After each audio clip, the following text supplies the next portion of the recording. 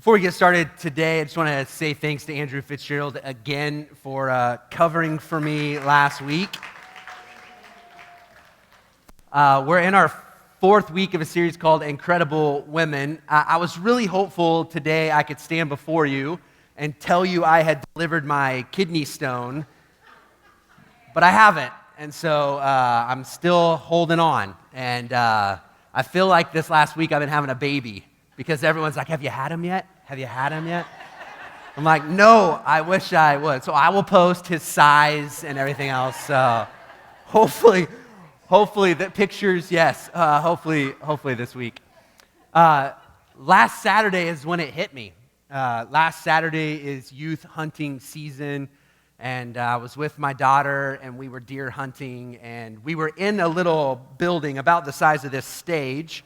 About 20 feet in the air, and we had got there at 6 in the morning. It had been a great morning, and about noon, I had started feeling not great. If you've ever had a kidney stone, you know what I'm talking about. You kind of start feeling it, and then at 4 o'clock, it hit me at a point where I was like, I'm done. I'm ready to go, but I'm looking at my 13-year-old daughter who gets to hunt once a year, and I'm thinking, I got to tough this out. And she's like, it's okay if we need to leave. And I'm like, okay, I'm fine. We won't leave. She finally, at 5:50, shoots at a deer. And at 6:10, I'm laying in the fetal position in this little blind. And she was amazing. Like, even at 13, just her poise and how she handled everything and really took care of me. We're an hour and 15 minutes from home. No one's around. We get back to the house where we stay, and I basically crash. She was incredible. And she overcame a lot in that 4 hours from the time it really hit until we were picked up. And really proud of her as her dad, just in her maturity. But it just hit me how we've been talking the last couple of weeks about incredible women in the Scriptures. And what I hope you have heard me say as we look at what's gone on in our world really forever is that women have often had to overcome more than I have as a man. Listen, it doesn't mean that as men there aren't difficult times, but as a woman, there has been more that you have had to overcome. And it's still happening now, and we saw it in the Scriptures. There's things that come up that really we could have called this overcomers, because that's what happens. We spent a week looking at Rahab. Rahab carries the title of prostitute. She is in the family tree of Jesus, and she experiences the grace of God. She wasn't a person who really was supposed to. She had the wrong line of work, and we talked about this, that really I think it was the sins of the community and the sins of the society that caused her to do what she was doing, right? That wasn't, she didn't wake up one morning and dream of that. That was the situation and circumstances around her had put her in that place. And she is rescued.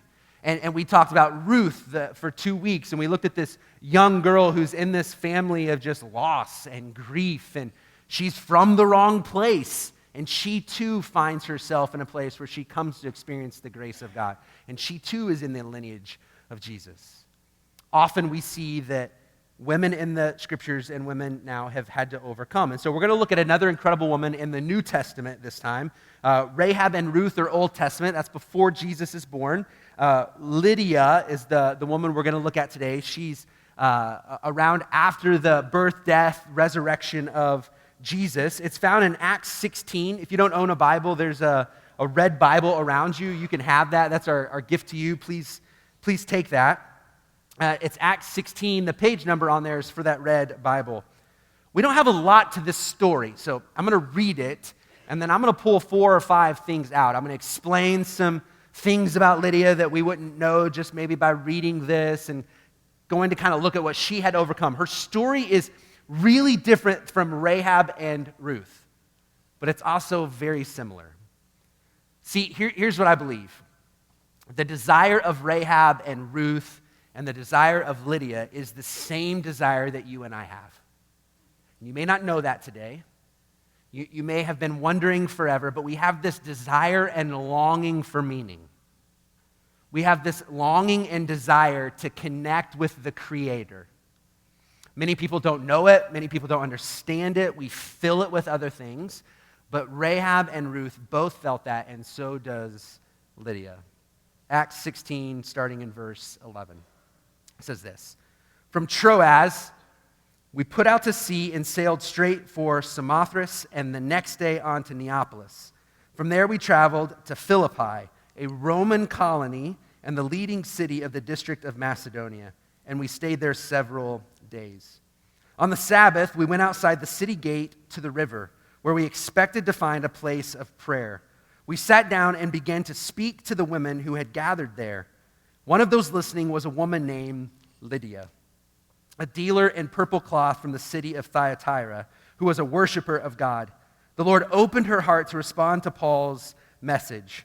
When she and the members of her household were baptized, she invited us to her home. 'If you consider me a believer in the Lord,' she said, 'come and stay at my house.' And she persuaded us." The "we" that we see there at the beginning is a guy named Paul. I say this a lot. Paul's a guy in Acts that was persecuting Christians, asking for the permission to go into these homes where Christians lived, not Jewish people, but those who are beginning to follow Jesus. Paul is asking for permission. Can I go in and get them and pull them out? Can we persecute those who are a part of the way? This was Paul's life. Paul has an encounter with Jesus, and actually it's not that his life is completely changed. His life is really transformed in how he saw things. And so Paul's life begins to look different. He no longer is persecuting Christians. He's now helping people become Christians. He starts these churches. He writes letters back to churches. And so this is the beginning of all of that. So we look at these letters that Paul writes. Those all come after these moments. And so Paul has set sail with Timothy and Luke, who we think is writing Acts. They have set sail and they're spreading the message of Jesus. And they have been persuaded to go to Macedonia. And once they arrive in Macedonia, that is where they find Lydia. So what happens is they're looking for a synagogue. And during this time, you had to have 10 men gathered to have it be considered a synagogue. And so in this area, the message of Jesus hasn't really spread. Religion is kind of loosely affiliated, but there's no men who are gathering to make a synagogue. And so Paul knows they're at the river. That would have been the custom and the culture. Those who would have been God worshipers, those who would have prayed, would have found themselves together on the Sabbath praying at the river. So the Sabbath was just a day set aside to turn your attention and focus to God. And so Paul and Timothy make their way to the river. They're in Philippi, which is this gateway, what would have been known as a gateway between Europe and Asia. It is a prime city. It is an important city. It's the leading city. It had value because of its gold mines, because it was close to a port. It was meant to be a miniature version of Rome. And this is where Paul and Silas have found themselves. And so they find themselves at the river, a place of worship where those who believed in God would go and hang out. And so they find themselves there, and it's women. It's a group of women who have come together to worship God. Just let me hit pause for a moment.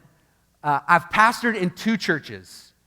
This one for 13 and a half years as youth pastor and pastor. I was in California for 2 years. I had an internship when I was in college, but didn't really grow up in church or know the behind the scenes. But this is what I have learned very quickly from my own experience and what I know from other people. And hopefully you hear me. Behind the scenes often is a group of women praying for the church. It's not that there's not men who care, but men are often elevated and seen as the spiritual leaders of the church. But can I just give you a secret? The behind the scenes is usually a group of women who are praying for the church. And this is what Paul walks into. He walks into a group of women who say the title of them is worshipers of God. They're people whose hearts are open to God. They're not Jewish, so they're not worshiping or serving the Jewish God because they're Jewish. There's something at some point that's happened, and they're seeking, and so they're trying to figure out who this God is. And so they are gathered there, and this is what Paul walks into. And the story says that in this group is a woman by the name of Lydia, a dealer in purple cloth from the city of Thyatira. So Philippi, the scholars who would read this said that she actually would have had two homes. She has a home in Thyatira that would have been like Hong Kong, Paris, New York, like leading cultural city. This is where Lydia is from. But she also has a home in Little Rome, Philippi. She has done very well for herself. But she has this title, a worshiper of God. This is what we know about Lydia. She has this openness to religion. She's there gathered because something has stirred in her heart. And because of that, because of the culture of the day, we would have known she would have been a moral woman. She would have cared about the decisions she made, and she would have tried to align those with what she believed God was saying to her. So she was religious and she was moral. And as I said, she had done very well for herself in the world of fashion in dealing purple cloth. See, purple cloth was high dollar, the most expensive of cloth. Here's a picture of this little mollusk. I think that's how you pronounce it. And the way you get purple cloth is you would crush it. It's a little shell, a little crustacean, and they would crush this. And they would have to crush hundreds of these, if not thousands of these, to get a yard or two of purple cloth. And so this just wasn't something that anybody would do or anybody would sell, but this is what Lydia was doing.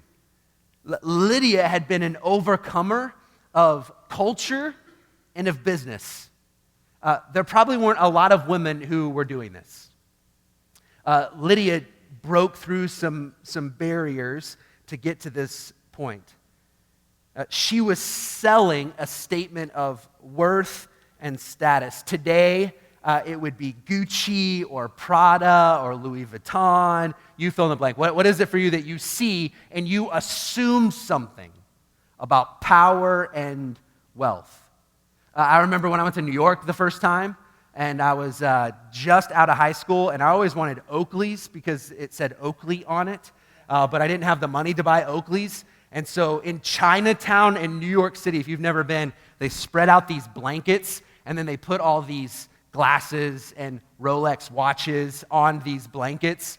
And then in a moment, if someone comes by, police, and they don't want to get caught, they just grab the corners of these blankets, throw it over their shoulder, and run off. Well, they were selling Oakleys.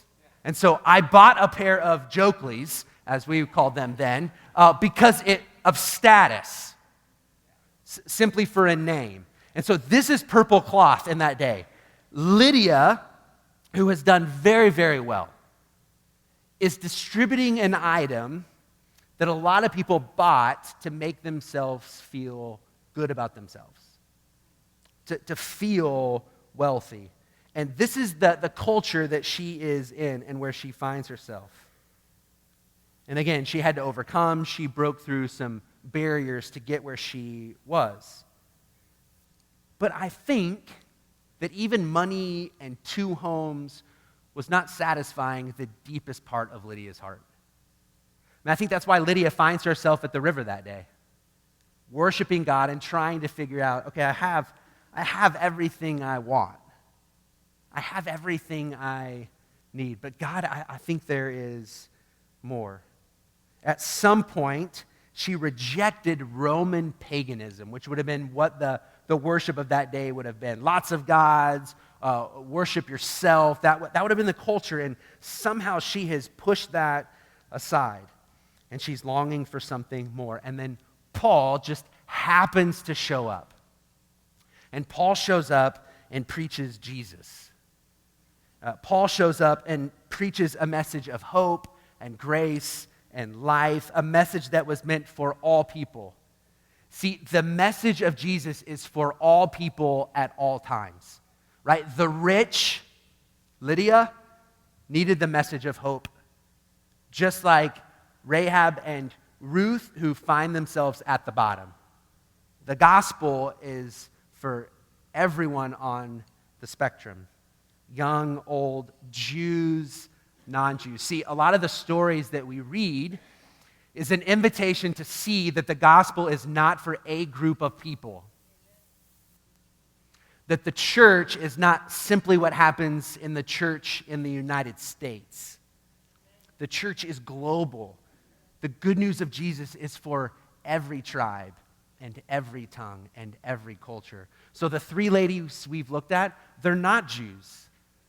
They're not those who would have been seen as the insiders who God was saving or redeeming.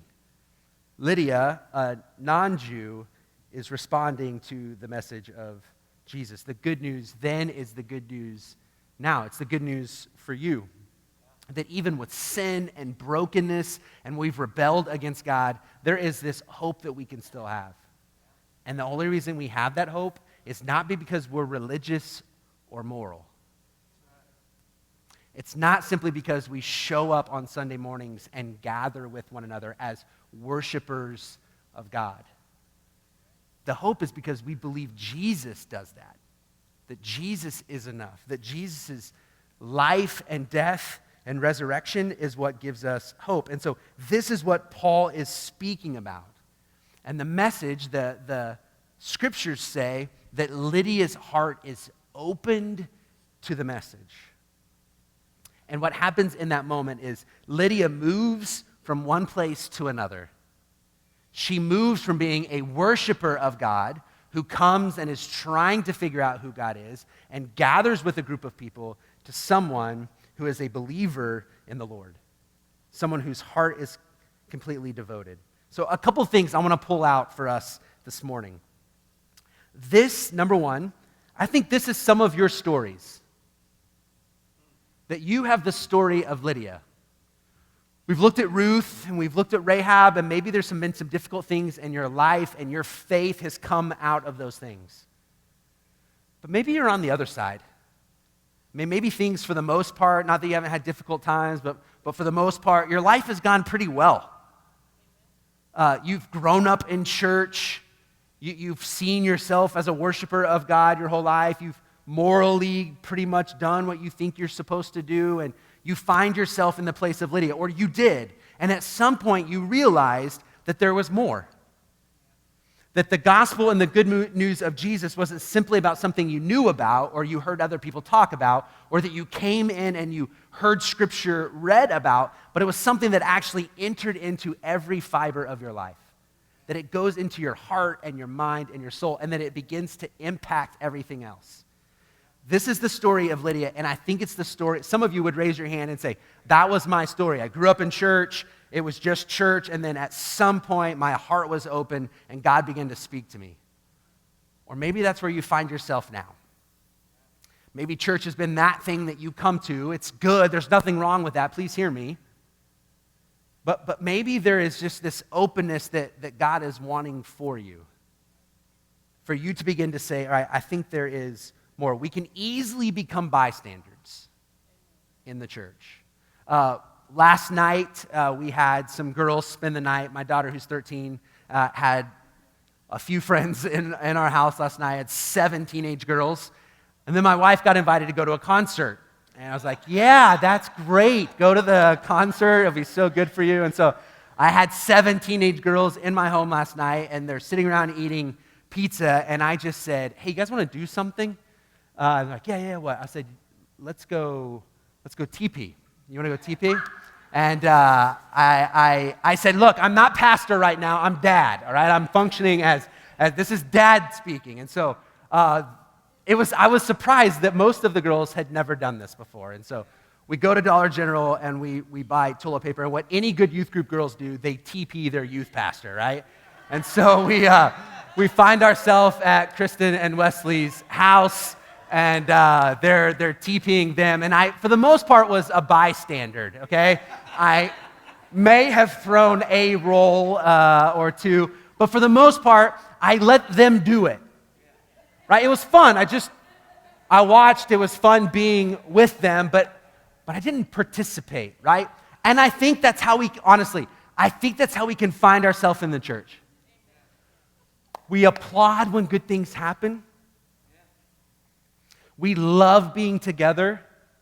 We like to hear the stories of other people. But can I just say, I think you might be missing out. Lydia had been a part of it for a while. But then she hears about Jesus and something changes for her. And then, this is what I love. It says, when she and the members of her household were baptized. So Lydia's response is, right here, right now, I want to be baptized. I want this public declaration that I am a follower of Jesus. But what's great is it doesn't even stop with her. So that's the second point, but let me just say this. We're going to be baptizing here coming up in the next couple weeks. If you've not been baptized, if you have not taken a step to publicly say that you're a follower of Jesus, that's what baptism is. If church is new to you, we put up a little pool full of water, and we get in that, and we will put people down into the water and bring them out. And it is a sign of being cleansed, of being washed, of the old life dying and something new. And we will celebrate with some people as they're baptized. I was 23 when I was finally baptized. I was already a youth pastor. I knew I wanted to be baptized, but I was afraid. I was like, I've been a Christian for a while and I've never been baptized. If you've not been baptized, will you think about that? Will you talk to me if you've not been baptized? Lydia doesn't wait, and her household joins her.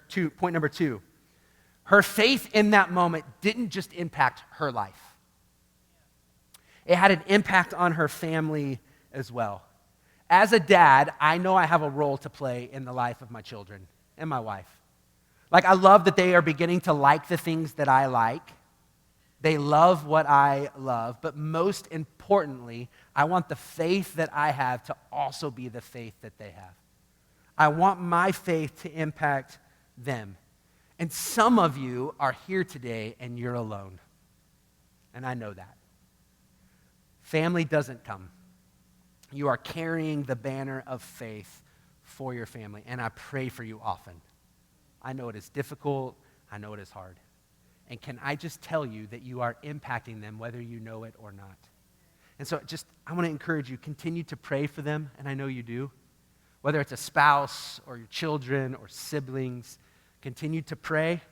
Can I just tell you that as much as you love your family, God does even more? That God cares for them. Be Jesus to them. They don't maybe come here, they don't hear much about Jesus. Would you just live out the life of Jesus before them? Would you love them well? I don't know how it works. I just know Lydia's faith. In that time, something happens, and her household says, I want that too. And my prayer for us is that that would happen. And you may not come alone, but you may feel like your faith is your own. That you are not with your family in that. And can I just again tell you that God cares, I care, and keep living out your faith in front of them. We see Lydia open her heart. She responds to the message, and so does her family. Point number 3, God was already at work in Lydia's life. God was already working before Paul showed up. Before her heart was open, God was speaking to Lydia. The big word for that is prevenient grace. That may be a new word for you. Prevenient grace. It is this grace that goes before us. It is the grace that we don't even know is there. It is the grace that has drawn you here this morning. It is the grace before you go into a meeting with someone with conflict that is already there. It is the grace that is in your life before you open your heart to the message of Jesus. It is the drawing or the nudging or the urging of the goodness of God. We do not wake up one day and say, you know what, today I'm going to follow Jesus. We do not wake up one day and say, I'm going to give my life to him simply because it was our idea. It is the the nudging of the Holy Spirit. It is the goodness of God and his love for all of us that he is already speaking to us before we know it. And this is what is happening in Lydia's life. It is this prevenient of grace, the grace that goes before, that Lydia finds herself at the river. That Lydia has done well in selling purple cloth. This is the grace that goes before. And then we have free will. We get to choose. As the nudging or the urging comes, we respond to it. God will not force you to do it. He will not make you respond. He wants you to. Out of love, he wants you to. He will continue to show and shower grace upon you. But it is our choice. And so Lydia, the grace is going before Lydia. God knew Lydia before Lydia knew who God was completely. So she was a worshiper of God who was not a Jew, but was intrigued by God because of the grace of God. And then 4, Lydia is immediately open to being used by God. Immediately. Lydia's response in this moment is, you guys, would you please come to my home? Again, Lydia has the resources to take care of Paul and his crew. Lydia doesn't think only for herself in this moment. Her response is, how can I be generous? How can I be hospitable? God, how can you use me right now, right here? We see that she has the resources and she puts those to work. I think something happens to us when we commit to following Jesus. Something happens to how we view our stuff, how we view our gifts, how we use our talents and our time. I don't know a lot about Lydia, and I'm going to assume, and that can get you in trouble at times, but I'm going to assume that something clicked in her mind and her heart immediately. Something clicked. And literally, her first response is, how can I help the movement of God continue to take place? Something has happened in my heart. I want it to happen in other people's hearts. How can I help? How can I participate? I have a home. I may not have much. I have some money and I have a home. Can you use that? And she invites them in. And then Paul and Silas leave there. They go on. They have encounters with other people. They get in some trouble. They find themselves imprisoned. And then they get out. There's miracles that happen. And then Acts 16:40, this is what we hear. After Paul and Silas came out of prison, they went to Lydia's house, where they met with the brothers and encouraged them. Then they left. I don't know how much time has taken place in this. But what I know from this, there is now a community of people who are meeting at Lydia's house. The church starts in Lydia's home. The church in Europe, all right, let's look bigger now. Not just in her home or in Philippi, miniature Rome, but now in Europe starts in this woman's home. Because of the grace of God and the response of Lydia to say, I want to follow the ways of God. I want to open my heart to Jesus. And in opening my heart to Jesus, would you use my house? I mean, Paul hears what's happening and he gets out of prison, and the first thing he does is go to Lydia's home where there is a gathering taking place. Listen to this. The letter back to Philippi, back to the church that Lydia has started, Philippians 4:15 and 16. This is Paul's writing. He says this, moreover, as you Philippians know, in the early days of our acquaintances with the gospel, when I set out from Macedonia, not one church shared with me in the matter of giving and receiving except you only. For even when I was in Thessalonica, you sent me aid again and again when I was in need. This happened because Lydia made it happen. Lydia, who saw her resources and her wealth, not just for her own, but begin to leverage it for good. And we see, I don't know how much longer later, Paul is writing back saying, thank you for continuing to help me. Thank you for continuing to invest in what God is doing. When no other churches were doing it, Lydia, your church, you were doing it. And so we see this woman, Lydia, who often many people will overlook, or some people will want to say that women don't or shouldn't be in certain places of ministry. We see here the movement of God begin in Europe through Lydia's life and through her coming to know Jesus. I'm not going to assume that Lydia didn't stop dealing purple cloth. I think she probably did. I think she kept doing it. I think she continued her business and continued to work harder and harder at it. I'm not going to even assume that she sold her home in one place or another. What I'm going to believe is that she's just leveraging it now for something good. That she's doing something for the gospel of Jesus. This is her motivation. She's always known what she was doing, but not always why. William Barclay, who writes commentaries, he says this: there's two great days in a person's life. The day we are born and the day we discover why. Two great days.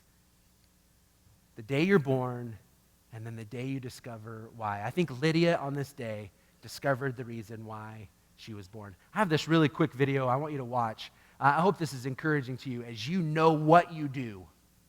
If I asked you what you do, it's easy for you to tell me what you do, but do you know why? Watch this video. Lydia had spent her life knowing what she was doing, but in this one encounter with Paul at the river, her heart was open to the gospel of Jesus, and then she knew why she was doing it. So you may be a nurse, you might be a social worker, you might be a teacher, you might be someone who works with their hands, blue collar, you might run a business, you might lead people. I don't know what you do, but do you know why? Do you know your purpose behind why you're doing it? And if you're a follower of Jesus, the invitation is that you would leverage it. That you would leverage it for good. That it's not simply a job or to make money, but it's an opportunity.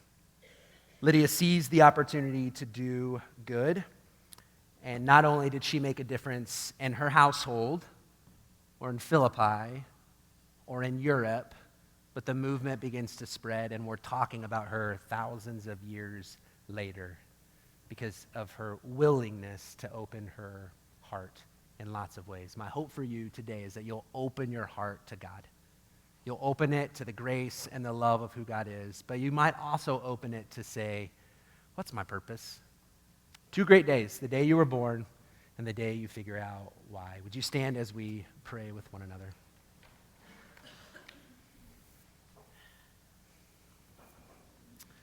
Father, I'm so thankful that your grace goes before us. I'm just thankful in my own life when I didn't grow up in church, I knew nothing about you, and life was difficult, that your grace was with me. Through Kay Wilson and Cindy Lamb and them picking me up and taking me to church as a junior higher, I came to know who you were. And I'm thankful that your grace has gone before me ever since then, and it still is. I'm thankful that the grace that I experience is the same grace that's available for every person in this room and in North County and St. Louis and in our world. That there is nothing, no division that separates anyone from your love or grace. I pray, Lord, for my friends here today who maybe would have always seen themselves as religious or worshipers of you, but maybe have not fully believed for themselves that your grace is for them. I pray that today their hearts would be open to that message. And then, God, for all of us, as we figure out our purpose and why we do what we do, would you help us to leverage what you have given us? It's what Lydia has done, Lord, and may we learn from her that she had always been doing it but didn't know why. And then she found her purpose and she made a massive impact. And I pray, Lord, that you would use us to impact our homes, to impact North County and St. Louis, and impact even the world. God, would you use us? I pray in Jesus' name. Amen.